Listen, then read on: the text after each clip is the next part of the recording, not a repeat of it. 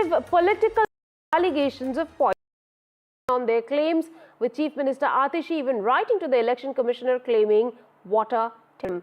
A Delhi BJP Medicine Commissioner to complain against Kejriwal's statement claiming genocide and to ask that he be barred from the allegations were absolutely and dangerous. Take a look. A war of words after AAP Chief Kejriwal's comment on the Yamuna yesterday. इसके अंदर उन्होंने ऐसा जहर मिला के भेजा है जिसका दिल्ली में जो वाटर ट्रीटमेंट प्लांट्स हैं उसमें भी उसकी सफाई नहीं हो सकती। इस सरासर झूठे और घटिया बयान के लिए वो हरियाणा और दिल्ली की जनता से तुरंत माफी मांगे, वरना हम उसके खिलाफ मानहानि का दावा करेंगे। While the Delhi Chief Minister wrote to the Election Commission on what she called water terrorism and an attempt by the BJP to influence the Delhi elections, the BJP too sent a delegation to the post about AAP's comments. Punjab के मुख्यमंत्री भगवंत मान जी और मेरी पूरी election commission से chief election commissioner, बाकी जो 2 election commissioners हैं, फुल कमीशन से मुलाकात हुई, मुद्दे पर लंबी चर्चा हुई। हमने इलेक्शन कमीशन को बताया कि किस तरह से यमुना में पानी जो हरियाणा से आ रहा है उसमें अमोनिया का लेवल जहरीले लेवल तक पहुंच गया। Proclaimed anarchist.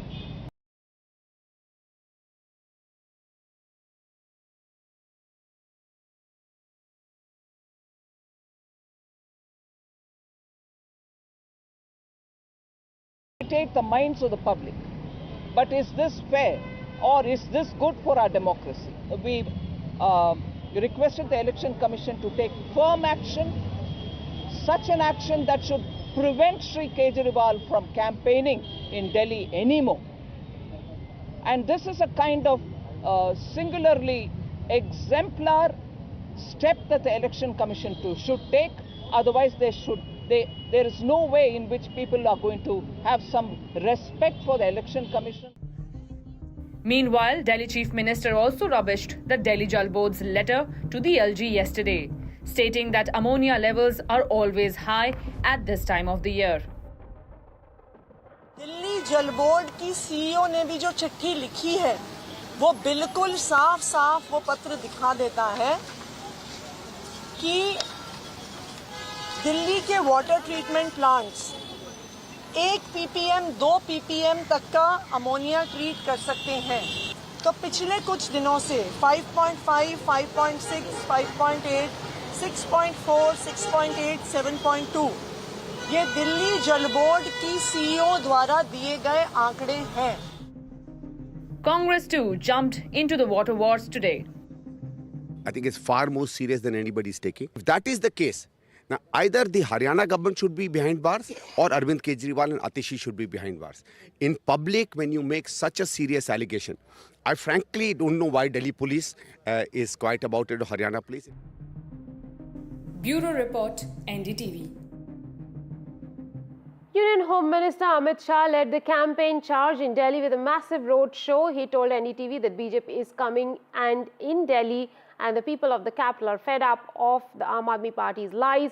Rahul Gandhi also addressed a rally in Delhi's Patparganj where he echoed the BJP's criticism of Kejriwal, accusing him of constructing a lavish sheesh mahal and orchestrating what he called the largest liquor scam in the country's history. Take a look.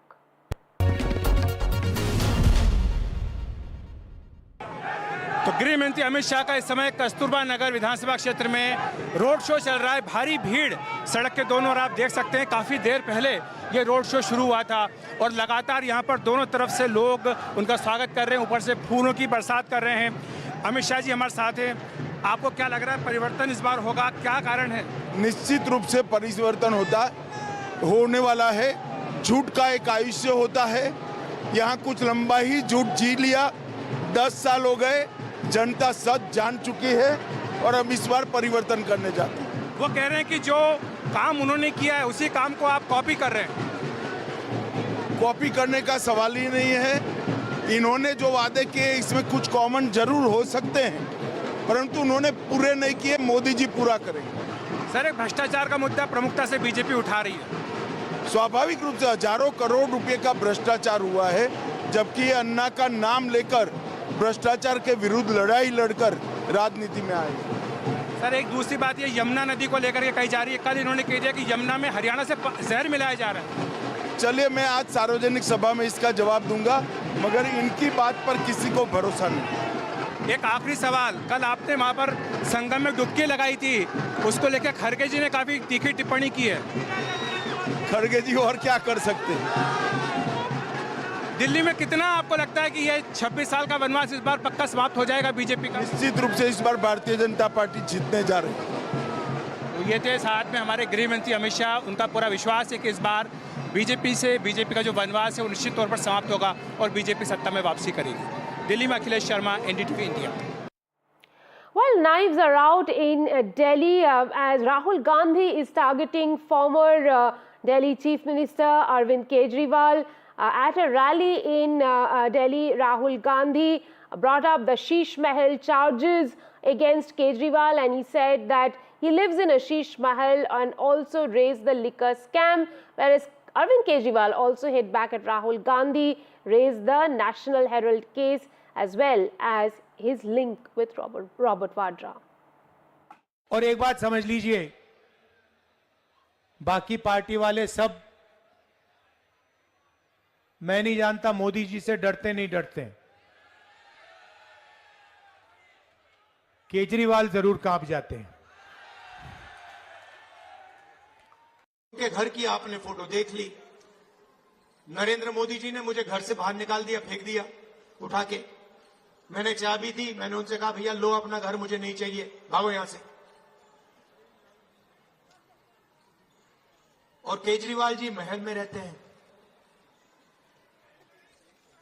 Sheesh Mahal में रहते हैं।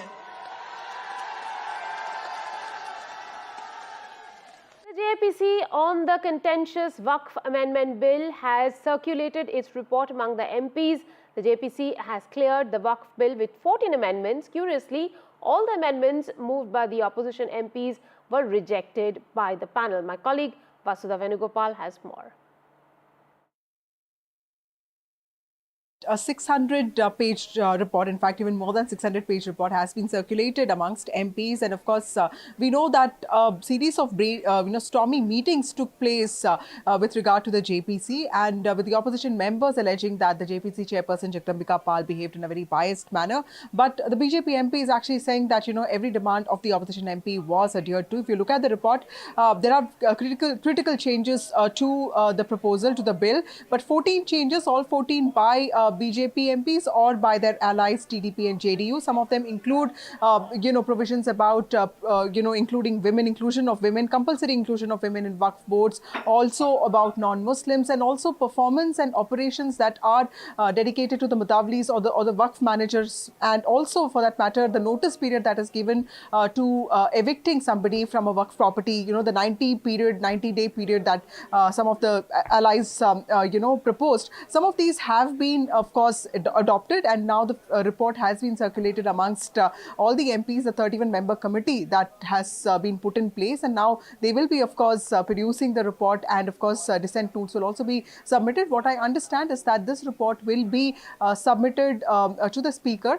before the budget session begins, which is on the 31st, and of course, we can actually expect a lot of fireworks there, because this is a very contentious issue. The opposition believes that this undermines the role and, of course, the rights of Muslim community in the country, because it directly hits out at Waqf properties, which is very critical to their religious practices. And the opposition and the BJP and the centre firmly believing that this is all about transparent working of the Waqf properties and about bringing in more accountability in the way they are managed.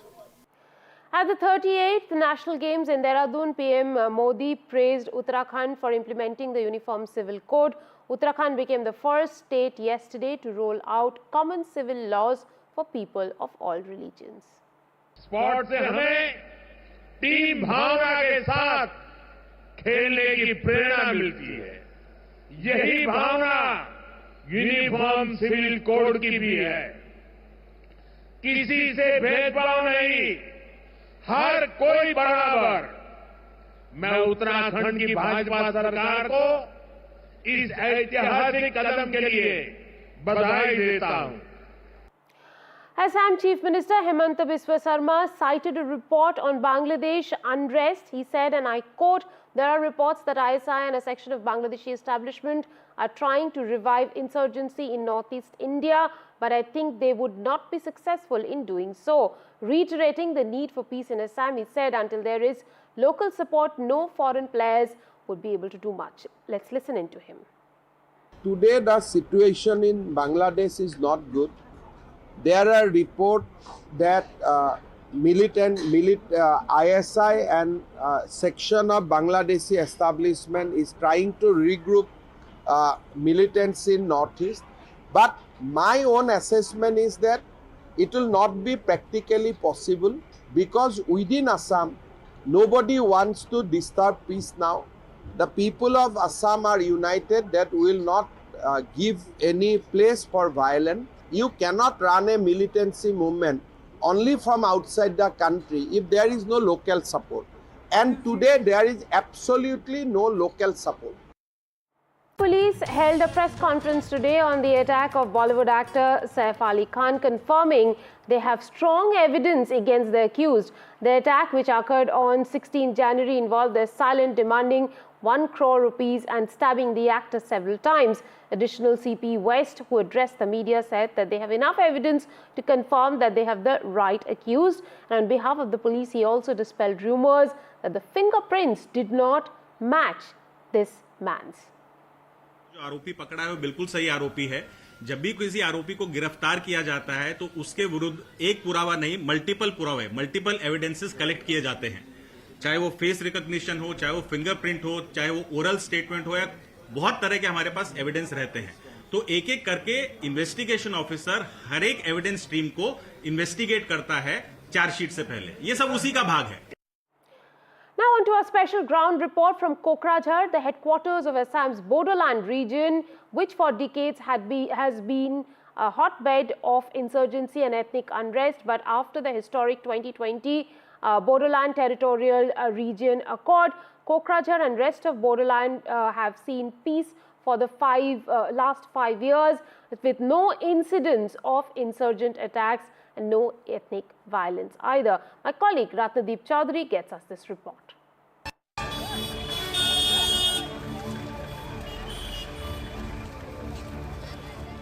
A sea of humanity at Kokrajhar, the headquarters of the Bodoland Territorial Region, to commemorate the 5 years of the signing of the Bodoland Territorial Region, or the BTR Accord, seen as one of the major successes of the Modi government in the northeast in bringing a sustained peace.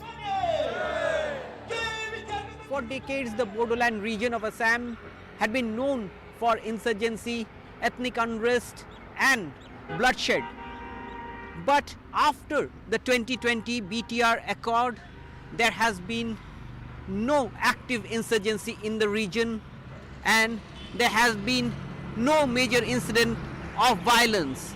And therefore, now Kokrajhar, the headquarters of Bodoland, which was once infamous for episodes of bloodsheds and violence, is a place which is breathing peace.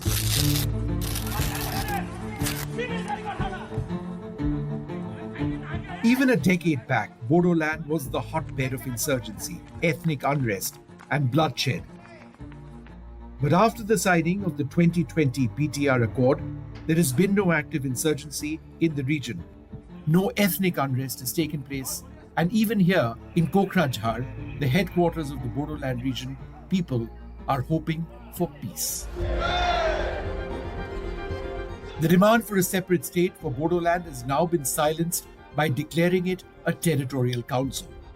Bodoland's decades-long ethnic conflict had flared up in 2012 with a major ethnic clash between the Bodos and the Muslims, leading to the loss of hundreds of lives. The crisis continued, putting a long pause on peace and development.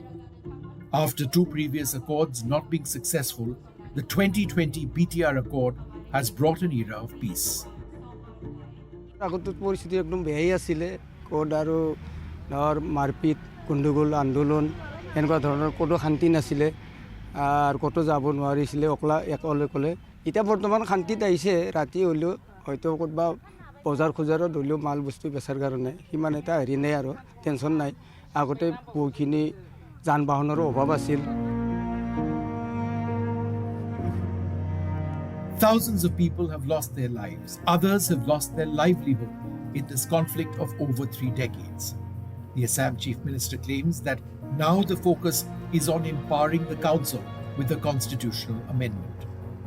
There is a proposal we call 125th amendment of the constitution. State government is supporting the amendment. Government of India is in process of bringing that constitutional amendment. After standing committee discussion, it has already been over. With insurgency gone, Kokrajhar and the 4 other districts of Assam that form the BTR are getting an infrastructure push. A new rail link to neighbouring Bhutan where a new city is being built. There are also efforts to create more employment options. 5 years we didn't keep silent in anywhere. We started our dialogue with dialogue, reconciliation, the workshop, discussion, everything happened because our prime agenda was peace and security. And we could achieve the peace and security in last 5 years. Now our agenda is the development.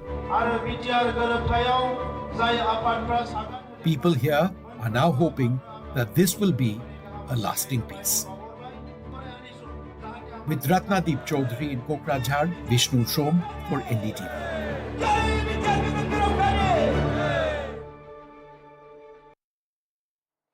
The Ministry of External Affairs summoned the acting High Commissioner of Sri Lanka in New Delhi and lodged a strong protest after 5 Indian fishermen sustained injuries, including 2 seriously injured in an incident of firing by Sri Lankan Navy in the proximity of Delft Island. India, in its reaction, said that the use of force is not acceptable under any circumstances whatsoever. Sri Lankan Navy also has responded. Indian fishermen acted aggressively, they said. The Indian fishermen attempted to assault the naval officer and tried snatching the firearm from the Navy, and the confrontation led to accidental firing.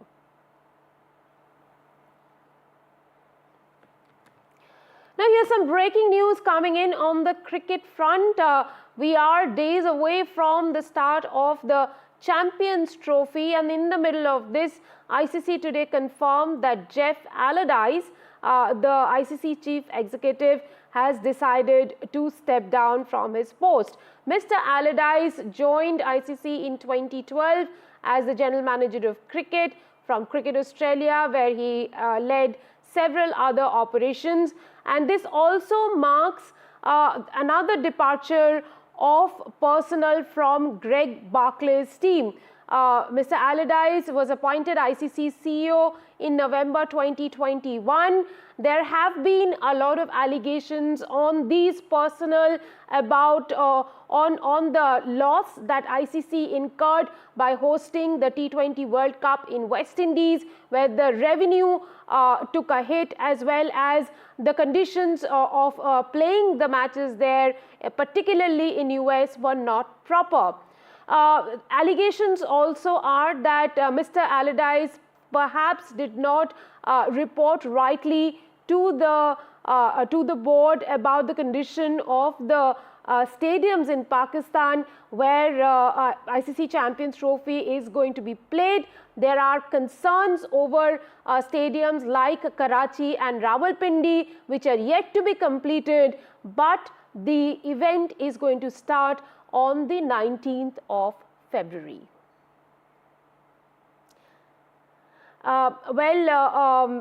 Jeff Allardyce has been the CEO of ICC since 2021, but he decided to move away from his post. ICC did not categorically say what the reason was, but one understands that there may have been issues over him not reporting about the conditions of the stadiums in Pakistan, where 90% of Champions Trophy is going to be staged.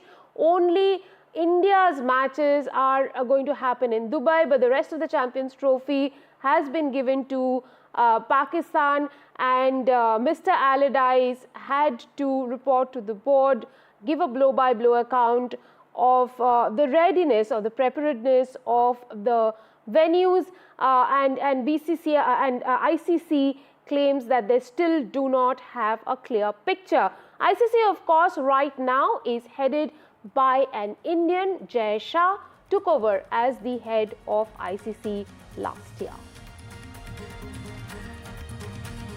Well, that's all we could pack into this bulletin. Thanks for watching.